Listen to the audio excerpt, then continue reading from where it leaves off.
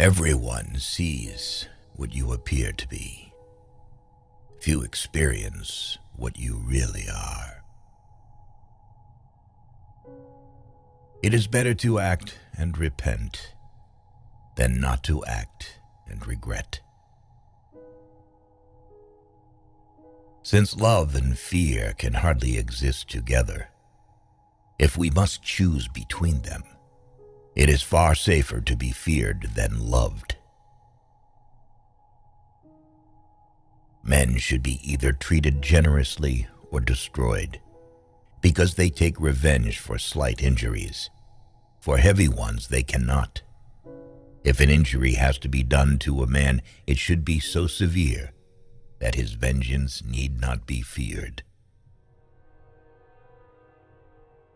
Men in general judge more from appearances than from reality. All men have eyes, but few have the gift of penetration. The lion cannot protect himself from traps, and the fox cannot defend himself from wolves. One must therefore be a fox to recognize traps, and a lion to frighten wolves. Wisdom consists of knowing how to distinguish the nature of trouble, and in choosing the lesser evil. Make no small plans, for they have no power to stir the soul. Where the willingness is great, the difficulties cannot be great. It is a common fault of men not to reckon on storms and fair weather. Never was anything great achieved without danger.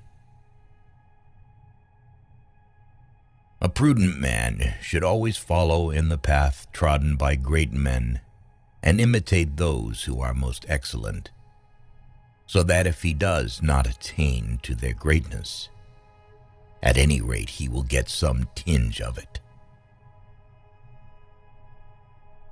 The first method for estimating the intelligence of a ruler is to look at the men he has around him. One should never fall in the belief that you can find someone to pick you up. A battle that you win cancels any other bad action of yours. In the same way, by losing one, all the good things worked by you before become vain. Men intrinsically do not trust new things that they have not experienced themselves. Make mistakes of ambition and not mistakes of sloth. Develop the strength to do bold things, not the strength to suffer. The more sand has escaped from the hourglass of our life, the clearer we should see through it. Men shrink less from offending one who inspires love than one who inspires fear. Whosoever desires constant success must change his conduct with the times. Men are driven by two principal impulses, either by love or by fear. There is no other way to guard yourself against flattery than by making men understand that telling you the truth will not offend you. Nature creates few men brave. Industry and training makes many. He who is highly esteemed is not easily conspired against.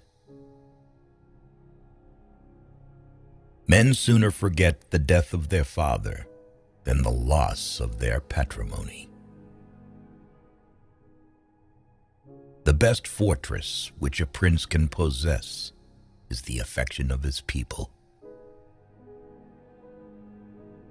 He who shuns women passes up the trouble, but also the benefits. He who puts up with them gains the benefits, but also the trouble. As the saying goes, there's no honey without bees.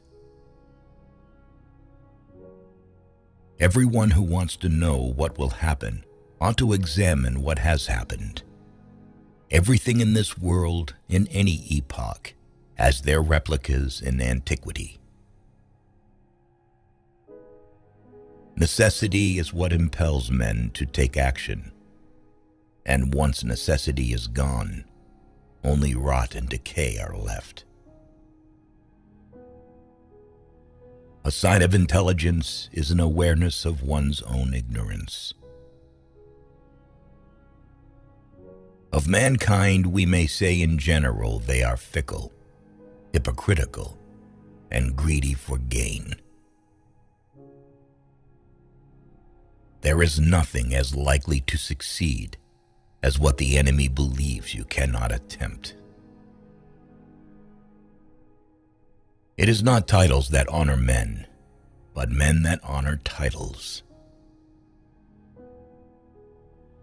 There is no avoiding war. It can only be postponed to the advantage of your enemy. In conclusion, the arms of others either fall from your back, or they weigh you down, or they bind you fast.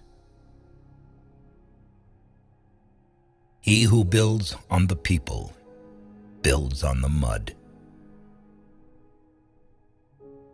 Men will always deceive you unless they are kept honest by constraint. Everyone around will envy you if you tell the truth which is profitable. Never let others interrupt you, because you will lose respect. Beware of a man who interrupts you because he is trying to show you strength. The vulgar crowd always is taken by appearances, and the world consists chiefly of the vulgar. It is far better to earn the confidence of the people than to rely on fortresses. He who wishes to be obeyed must know how to command. Men will not look at things as they really are, but as they wish them to be, and are ruined. It is much safer to be feared than loved, because love is perceived by the link of obligation which, owing to the baseness of men, is broken at every opportunity for their advantage. But fear preserves you by a dread of punishment which never fails.